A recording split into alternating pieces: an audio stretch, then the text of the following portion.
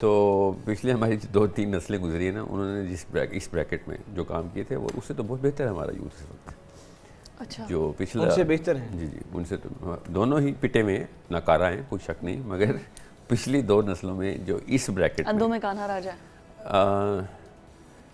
نہیں، اندھے تو نہیں ہو سکتے کیونکہ دنیا میں ایسا اس بریکٹ نے بہت پرفارمنسز دکھائی ہیں. یہ دونوں ایریز کو لے لینا آپ، ان لینئر ہسٹری میں دیکھیں آپ، تو پچھلے 1000 سالوں میں یہ والے بریکٹ نے دنیا فتح کر کے دکھائی ہے. Between the age of 15 and 35 people have scored major achievements, اچھا ساحل women and men. ہمارا اسلامی ملک ہے، یہ واحد ریاست ہے اسرائیل کے بعد جس کو کہا جاتا ہے کہ اسلام کے نام پر وجود میں آئی. اس سے پہلے آئے تھے ہم. ہاں اچھا، اس کے نام پر آئی، پھر اس کے علاوہ پھر ہمارا آئین بھی اسلامی ہے، ملک بھی اسلامی ہے.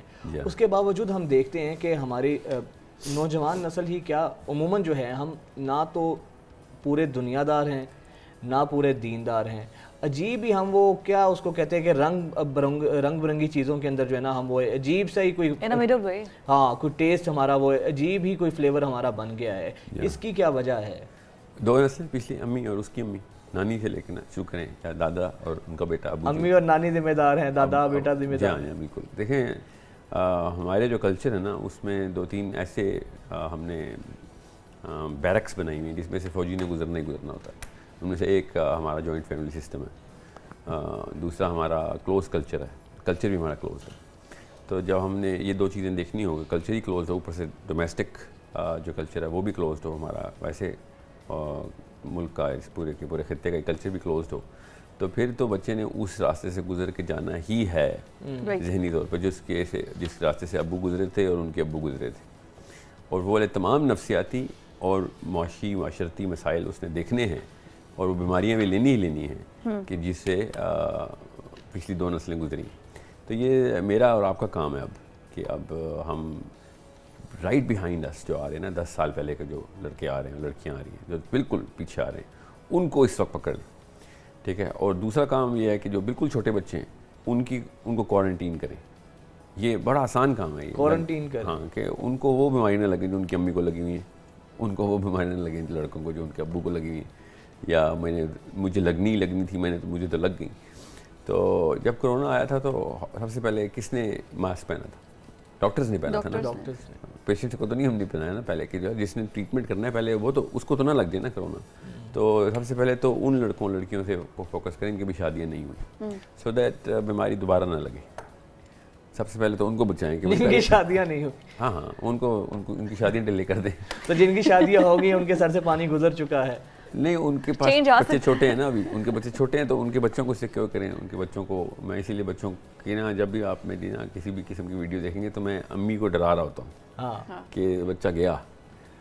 وہ اس لیے تاکہ جھٹکا دینا ضروری ہے نا اس وقت، ورنہ وہ وہی کریں گی. اب مسئلہ یہ ہے کہ ہماری یوتھ نے نا ایک ایسا کام کیا ہے، مجبوراً کرنا تھا اس نے، جو کہ انکمپیٹنٹ امی نے پتہ نہیں تھا، انکمپیٹنٹ ابو کو پتہ نہیں تھا کہ سیل فون اور اسمارٹ اسکرین نے کرنا کیا ہے. انہوں نے اپنے اس یوتھ کو ادھر ڈرائیو کیا تھا 90s اور 2000s میں. ان کے یہ جو اسکرین ڈریون بچے ہیں نا، اب جا کے امی اور ابو بنے. انہوں نے جو تباہی مچانی ہے وہ نانی نے کبھی نہیں مچائی تھی. آپ کی نانی اور میری نانی جو تھیں، وہ ان کو تو پتہ بھی نہیں تھا خیر کہ کیا بھی بیماری ہماری بیٹیوں نے پکڑنی ہے اور بیٹوں نے پکڑنی ہے، اور انہوں نے پکڑ کے ہمیں اسکرینز میں ڈال دیا. سر ابھی تو اسکرینز کی بات آپ کریں، میٹاورس آ رہا ہے، آرٹیفیشیل انٹیلیجنس آ رہی ہے، اسکرین سے آیا نا وہ. ہاں وہ اس سے بھی بڑا چیلنج ہے. نہیں، ابھی ایک اور چیز 2-3 چیزیں ایسی آنے لگی ہیں جو میٹاورس کو بھی وہ بھی شرما جائے گی. تو کچھ ایسے معاملات بھی ہونے لگے. سو اب کچھ ایسے معاملات ابھی اس طرف تو خیر موضوع نہیں ہے، میں تو نہیں جاؤں گا، مگر ایک چیز میں آپ کو بتا دوں کہ اس شوق سے سب سے پہلے تو امی کو اور ابو کو پہلے ڈالنا پڑے گا اس شوق میں کہ ہونے کیا لگا ابھی آپ، مطلب آپ کے اور آپ کی پچھلی جنریشن میں فرق کیا. اچھا، اب امی ابو کی تو بات کر رہے ہیں، باقی جو سوسائٹی کے ہمارے پلرز ہیں، فیکٹرز ہیں، سوسائٹی ہے ہماری پھر ممبر و محراب ہے، مسجد و مینار ہیں، انہی میں سے آئے نا سارے. ترکی سے تو نہیں آئے نا، انہی گھروں میں سے نکل کے وہ ممبر و محراب پہ یونیورسٹی کے پیڈسٹل سے بیٹھے پروفیسرشپ پکڑے. ابھی وہ ایسوسیٹ پروفیسر، ہمارا جو یوتھ ہے نا ابھی وہ ایسوسیٹ پروفیسرشپ میں ابھی نیا عالم ہوا ہے. یوتھ کی بات کریں گے اس وقت نا. اگر یوتھ کی، آپ چونکہ بیہیویئر سائنٹسٹ ہیں، بیہیویئر کو بڑے اچھے سے سمجھتے ہیں، ہماری یوتھ میں تو ڈیوائیڈڈ ہے نا. آپ دیکھیے ہمارے جو بھی یوتھ نکل کر آ رہی ہے 65% تک اگر ہماری یوتھ ہے سب ایک ہی کلاس سے تو نہیں آ رہی.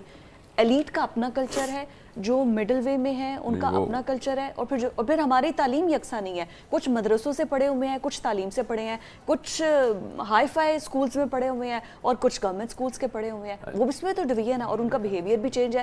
ہر چیز کو ایزیوم کرنے کا یا ریسیو کرنے کا ان کا مینٹل لیول بھی ڈفرینٹ ہوگا. اچھا سوال ہے, بہت اچھا سوال ہے ایکچولی, بٹ یہ ڈفرینس اب نا میٹیگیٹ ہو گیا ہوا ہے.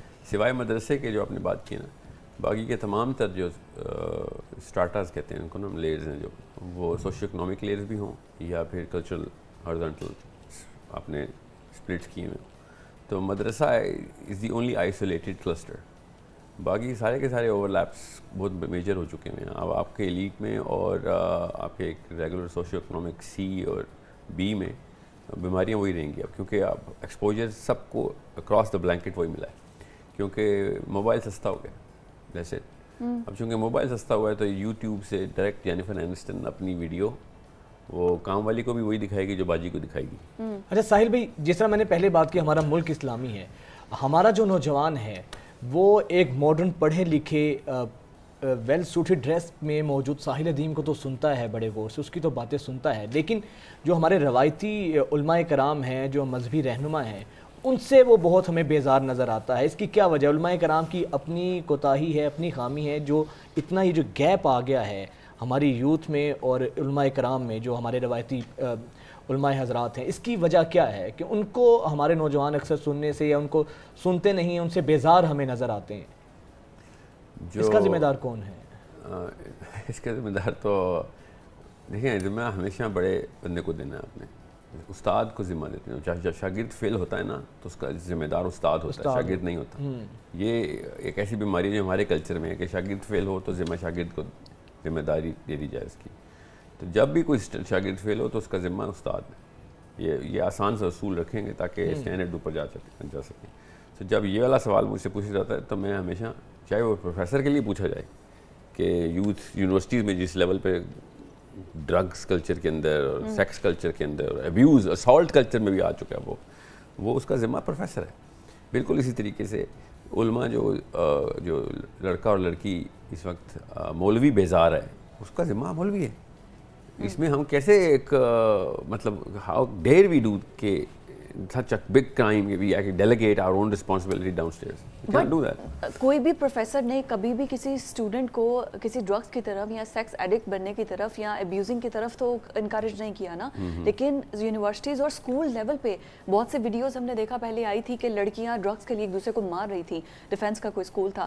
یونیورسٹیز لیول میں آپ اچھی یونیورسٹیز میں چلے جائیں, وہاں پہ یونیورسٹی کے اندر بیٹھ کے وہ سب کچھ چل رہا ہے, کوئی روکنے والا نہیں ہے. Nobody is encouraging, not even you, اور جو پروفیسرز ہیں وہ بھی نہیں کر رہے. تو یہ اڈاپٹ تو ہم کہیں سے کر رہے ہیں نا. میرا کام استاد کے طور پہ encouragement towards the right thing تو ہوتا ہی ہے, مگر ایبسٹیننس آف دا رانگز بھی تو میرا ہی کام ہوتا ہے نا.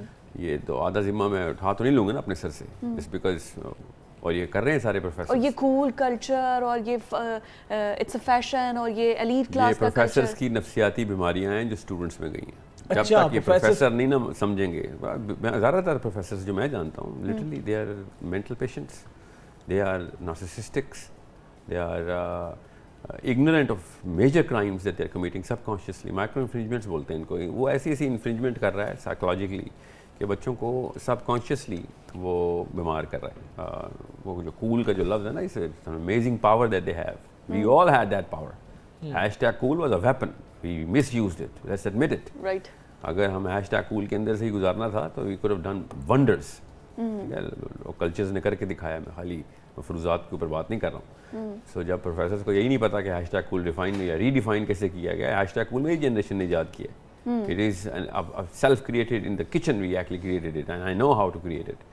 And now the young lot is reproducing the new definitions of this. But right now the new definition for the #cool is کہ ٹک ٹاک پہ جو فیم ملتی ہے نا, وہ اس کے لیے لڑکیاں لڑکے, وہ ان کے لیے یہ ہے فیم از #cool کہ لوگ انہیں جانتے ہیں جہاں پہ بھی جائیں گے. ٹک ٹاک تو خیر ایک ایکسیپشنل کیس ہے, بیکاز ٹک ٹاک کے اوپر سوشل اکنامک اسٹیٹس کے اندر نا SECA اور وہ افیکٹ نہیں ہوتی. یہ B اور C کی بیماری ہے. बिकॉज जो हार्मोन हमने डायलेट किया है ना अपने बच्चों का, जो डोपामिनर्जिक रिएक्शन, बहुत मैसिव डायलेशन है हार्मोन की, एक ख़ास हार्मोन की, तो उन्होंने अपनी अम्मी की अब्बू की कल्चरल बीमारी, जो साइकोलॉजिकल बीमारी इस कल्चर में घर में थी, वो मैनिफेस्ट करने का चैनल ढूंढा। तो चूँकि it became viral from the SECDs and Cs, so A's naturally would never adopt to, आप कभी सोशो इकोनॉमिक A का बच्चा या बच्ची टिकटॉक पे नहीं देखेंगे, हमेशा B और C का बच्चा और बच्ची देखेंगे। So it's a very clear indicator के चैनल मिला है बीमारी को मैनिफेस्ट करने का। अच्छा साहिल भाई, पहले भी करती थी। राइट, इसकी चलें आप बात करें।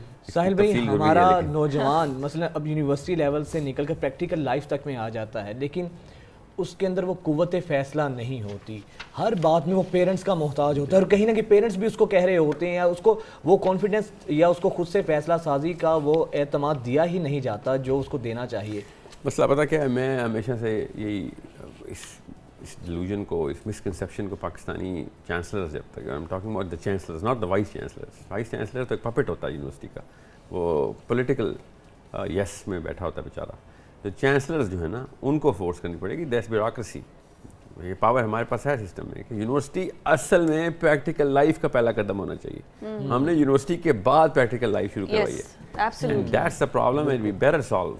कि स्कूल के अंदर मैं चाह रहा हूँ कि प्रैक्टिकल लाइफ की किनेस्थेटिक लर्निंग शुरू हो स्कूल के अंदर, और ये यूनिवर्सिटी के अंदर भी उन्होंने बचपना इस लड़के और लड़की का नाज नखरा पाल रहे हैं सिर्फ इसलिए कि they just don't want say no to the dollar sign that they actually जिसके लिए ये सारे के सारे, and we know, I mean I sit with vice chancellors, I am not only old enough, I am practically thrown into the different harsh seas which has made me wise enough to actually argue from and in front of the VCs and the chancellors as well कि ये आप लोगों का अपना जिम्मा है, ये university के अंदर जितनी तबाहकारी आई है।